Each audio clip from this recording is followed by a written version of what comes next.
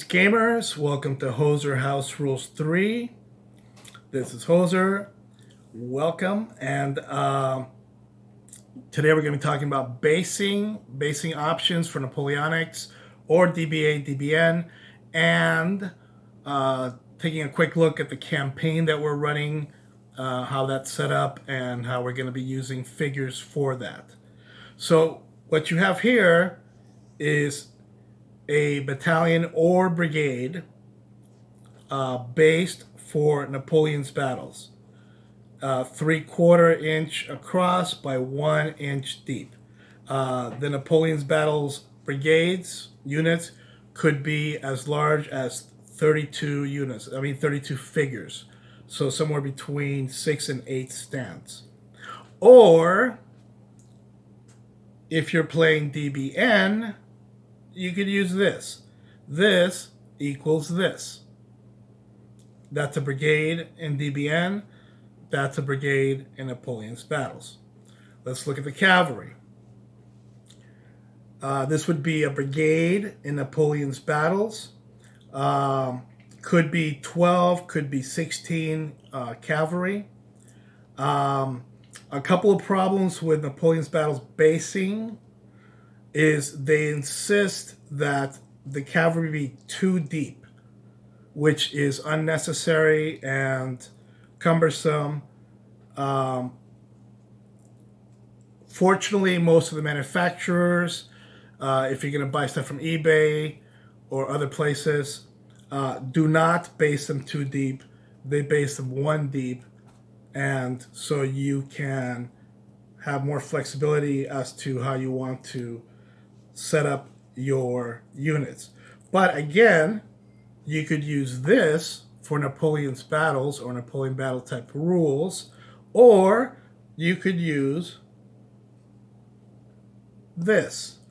Do you want to use this brigade, or do you want to use this brigade? The question is, what kind of fight do you want to have? I like quick, simple battles. It's more fun. And since we're doing a campaign and we want to get like 2 or 3 battles done in a meeting, don't want to go a lot of hours. As you saw in Hoser House Rules 1, we did a campaign battle which lasted about 40 minutes. So if you want to push like 12 of these units around, that's going to take hundreds and hundreds of figures, hundreds and hundreds of dollars, hours and hours to set up, play, and clean up. Or you could use DBA, DBN, basing, and then you can set up, play, and clean up in less than an hour, with basically the same results. This is a lot prettier, but it takes a lot longer. This is fast and effective. Here is some orcs. Here are some orcs. That could be 2,000 orcs. Okay, do you want to set up like a unit this big of orcs, or do you want to use DBA Hordes of the Things and just have that be like 2,000 orcs? It's up to you. But personally, I like quick, simple battles, and I get the same results using this as a brigade as using this as a brigade, but with DBA, DBN basing, I get the results in less than 1/4 of the time. Okay, so now we're going to talk about our campaign setup and how we're going to be using figures, considering some are based for DBN and some are based for for Napoleon's battles. One last thing about the cavalry. In Napoleon's battles, they insist the cavalry is 1 inch wide, which these are, but only 1 inch deep. Most cavalry figures are not going to fit on a 1 inch deep base. I base mine in 1 1/4 inch deep. So you'll see a lot of things that you get from eBay. The bases have been clipped a little bit so that they can fit on a 1 inch deep base. So now we're going to talk about the campaign and how we're going to use figures for the battles. Okay, be right back.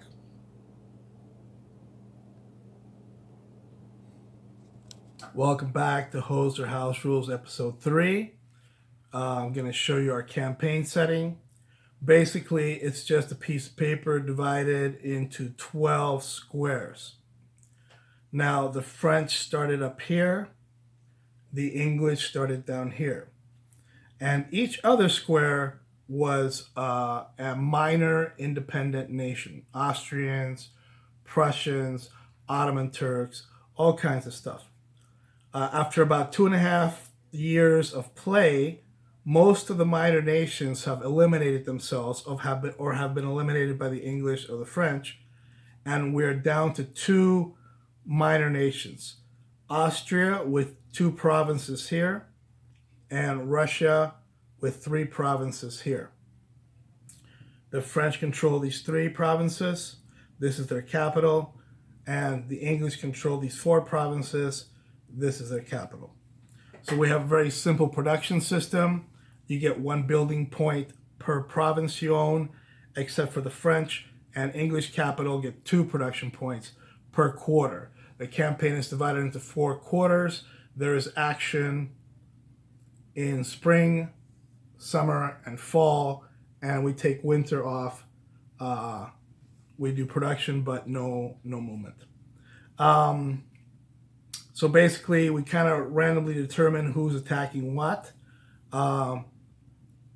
The independent minor nations have to roll a 5 or a 6 to attack anybody, and then we randomly select any enemy that's next to them, so they don't always activate.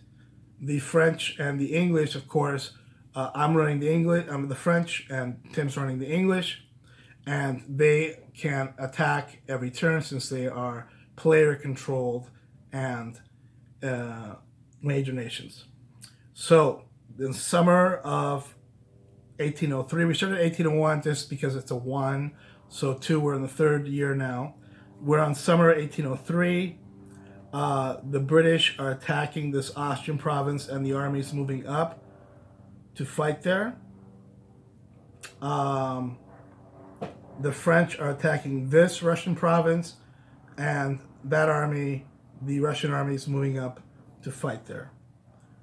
So it looks like we have 2 battles for summer of 1803. And now let's look at the figures.